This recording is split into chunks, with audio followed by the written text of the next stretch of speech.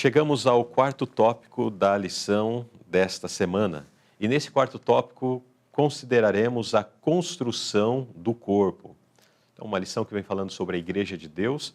Vamos considerar agora acerca do corpo desta igreja, né? Vamos entender um pouco sobre a construção, como que é composto, né, este corpo.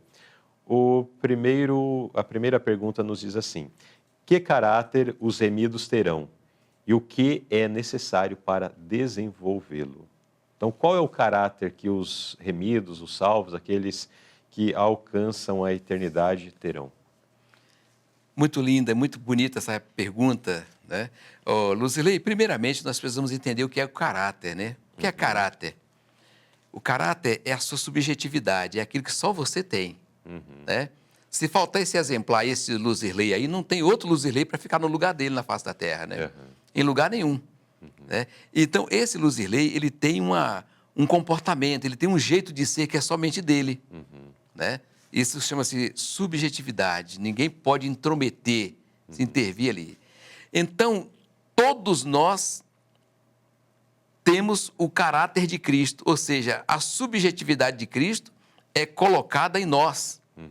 Nós somos participantes da graça, da glória de Deus, porque o caráter de Cristo é colocado em nós, né? É por isso que nós vivemos essa vida cristã com essa compreensão, com essa nitidez, com essa clareza que a verdade nos traz, porque nós temos a mente de Cristo, nós temos o caráter de Cristo, nós temos a subjetividade de Cristo. Então, o caráter de Cristo é implantado em nós. Em nós. Através de um processo, né? Sim. Poderíamos dizer que é aquele processo conhecido como processo da santificação, onde esse caráter de Cristo vai se revelando na nossa vida de uma forma constante e crescente, quando nós não queremos interromper, né? Quando nós não queremos colocar a nossa mão ali e falar, não, espera aí, tá? Não é bem isso. Aqui, nesse ponto, mando eu, não Cristo, né? Verdade. Mas quando não há essa interferência, existe esse desenvolvimento. Exato. É a justiça comunicada de Cristo, né? Pelo seu Espírito, ele vai nos comunicando os atributos do seu caráter, e na proporção que nós vamos crescendo e avançando, mais bênçãos, nós vamos vislumbrando mais o caráter de Cristo. Aí chega ao ponto de Paulo dizer, já não sou mais eu quem vive, né? Ou seja, o caráter de Cristo está tão arraigado em mim que não sou eu quem vive, mas é Ele quem vive em mim. Então, a vida que eu tenho agora neste mundo, na carne, enfim, eu não vivo porque em mim, né? Eu não vivo porque eu queira viver, mas eu vivo porque Cristo vive, né? Isso é maravilhoso, né, irmão? Exatamente. Agora, o ponto aqui é o que é necessário para desenvolver. Cada dia morro, né? Deixando as coisas que para trás ficam, né? Olhando firmemente, tá? Em Hebreus 12, 2, né? Na versão corrigida não usa a palavra firmemente, mas na versão atualizada está escrito olhando firmemente, né? Ou seja, essa comunhão com Cristo, esse olhar firme para Jesus, é que faz a diferença na vida do cristão. Assim fez Enoque, assim fez Paulo, né? Assim fez tantos outros homens que desfilam, né, pelas páginas da Palavra de Deus, das Sagradas Escrituras, deixando um rastro, né, de comunhão, de convivência com Deus. E de conhecer cada vez mais e melhor o caráter de Cristo. De Cristo. Né? Na proporção que você conhece mais e melhor o caráter de Cristo, você vai anulando o seu caráter, né, vai vendo a sua nulidade. Exato. Quero trazer aqui uma parte da nota que diz assim: a verdadeira santificação vem mediante a operação do princípio do amor. Certo. Deus é amor e quem está em amor está em Deus e Deus nele. Isso. A vida daquele em cujo coração Cristo habita revelará piedade prática. Então, se Cristo está em mim, isso será perceptível.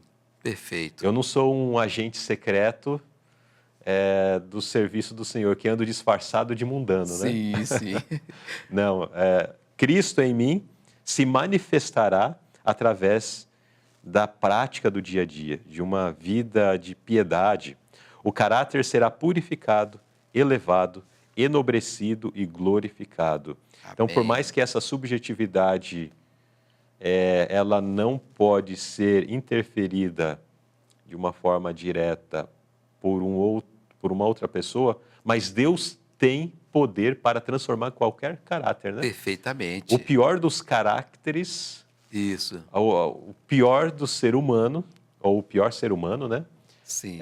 Pode ser submetido à graça de Deus, sim, ser transformado em alguém que tenha um caráter semelhante ao caráter de Cristo, né? perfeito. E concluindo, a doutrina pura se misturará com as obras de justiça. Como resultado, os preceitos celestiais se misturarão com as práticas santas. Verdade. Que coisa maravilhosa, né? E olha, Luzilei, que coisa linda aqui, ó. A verdadeira santificação, né, ou a aquisição desse caráter de Deus, vem mediante a operação do princípio do amor. Né? Ou seja, você usou aí uma metáfora muito importante, né? Uma analogia do agente disfarçado. Né? Nós não somos agentes disfarçados, nós não estamos de trás do balcão, nós estamos na vitrine. Né? Como? Revelando ao mundo esse amor. Então, ou esta igreja, que nós fazemos parte dela, insere, né, em nosso ser esse conhecimento pleno do amor que nós devemos manifestar ao mundo, ou nós estamos na contramão da religião de Cristo, porque a religião de Cristo é puro amor, né? É puro amor. Então, não havendo amor, nós estamos, então, no disfarce. Sim. Né? Nós estamos no disfarce. Então, diz o texto, Deus é amor, e quem está em amor está em Deus, e Deus está nele. Né? Então, aqui nós temos agora o desfecho do chamado da igreja. Né? Não somente viver, mas revelar ao mundo esse amor. Né? O amor de Cristo nos constrange, né? Que Ele nos amou quando nós ainda éramos pecadores, não tinha conhecimento nenhum. Né? Romanos 5, né? Nós agora vivemos em função desse amor. Ou seja, o amor de Cristo é para nós o que os trilhos representam para o trem. Né? O trem sem trilhos não viaja. O povo remanescente de Deus, a igreja de Deus, sem o amor, não avança, não conseguirá chegar ao porto desejado. Né? Muito bem. Pergunta B. Qual é a importância de preservar doutrinas puras nesta igreja como parte essencial da formação do caráter? Essa pergunta também é fundamental para nós outros hoje. Nós não devemos confundir organização religiosa com igreja. A organização eu comparo àquele cavalinho que puxa a carreta. A carreta não tem motor próprio, né? Ela é puxada por um cavalinho, é isso? Então, o cavalinho eu chamo de organização. Né? Mas a carreta em si é aonde Deus coloca aí as verdades, as doutrinas. Então, no decorrer do tempo, o que fez a igreja da qual nós fazíamos partes antes e não estamos mais lá, ela começou a jogar dentro da carreta, né? A organização começou a jogar dentro da igreja novas doutrinas, novas ideias, novas ideologias, incompatíveis com assim diz o Senhor. E nessa incompatibilidade, então, Deus separa agora um povo. E foi uma separação dolorosa. Foi uma separação, assim, que doeu na carne, né? Como se estivesse cortando sem anestesia. Mas foi necessária essa separação. E nós agora, no cenário religioso, representando essa igreja, né?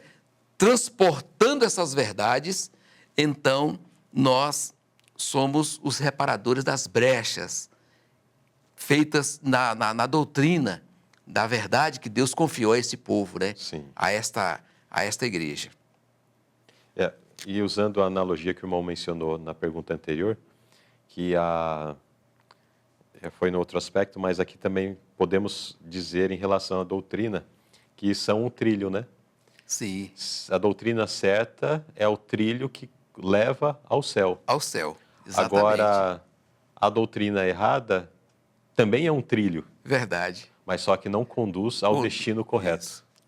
Então, isso é essencial. Nós precisamos estudar, examinar a palavra de Deus para que não venhamos ser enredados com doutrinas falsas, doutrinas enganadoras.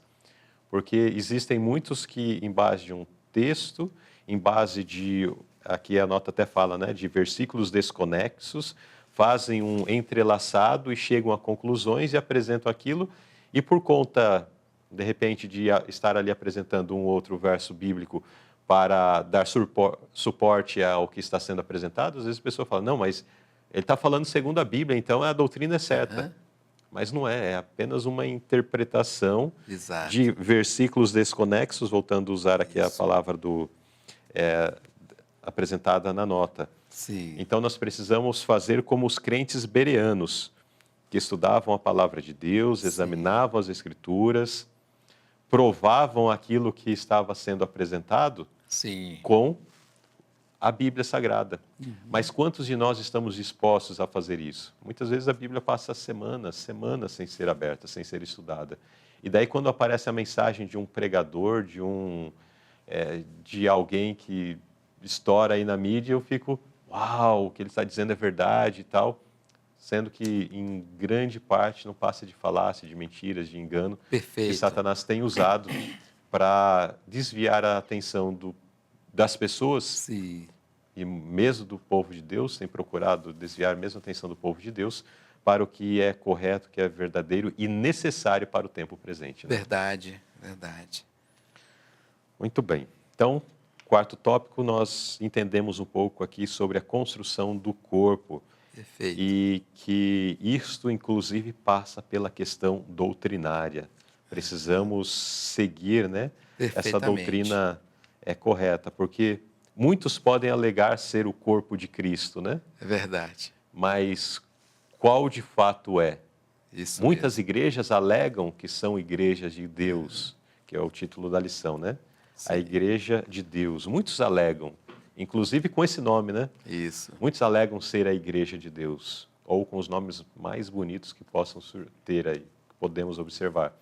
Mas qual de fato é a igreja de Deus? Então, o corpo de Cristo, a igreja de Deus, é aquela que se pauta pelo assim diz o Senhor, com doutrinas verdadeiras, com doutrinas santas, com doutrinas que, de fato, estão sustentadas pelas Escrituras. Sim. É interessante perceber que nas leis do nosso país, sempre aparece ali alguém propondo uma emenda, né? Uma emenda constitucional, né? Então, vamos fazer aqui uma emenda, uma proposta de emenda, né? Uma PEC, né? A tal decisão, a outra, né? Só que na lei de Deus, nas verdades de Deus, não existe PEC, né? Não tem emenda. Né? Ou a gente se adequa, se adapta, ou não. Né? Então, todos aqueles que trilham o caminho da verdade, da igreja de Deus, ainda que com alguma dificuldade pessoal, né, para viver aquilo ali, mas a verdade não deixa de ser a verdade porque eu estou com um problema pessoal. Não, a verdade ela continuará sendo a verdade de Deus. Né? E nós quando buscamos a Cristo, força do alto, né, o poder do alto, que hoje está muito em voga, as pessoas buscarem autoajuda, né? É o poder interior. Isso, é o poder interior. Descubra o gigante que está dentro de você, né? E você vai ver que você esconde aí no seu interior poderes que você até então não sabia que tinha, né? Então, ao invés de buscar essa questão da ajuda, da autoajuda, ao invés de autoajuda, temos que buscar a ajuda do alto, né? Buscar a ajuda de Cristo, para nos levar à compreensão cada vez mais clara e nítida da verdade.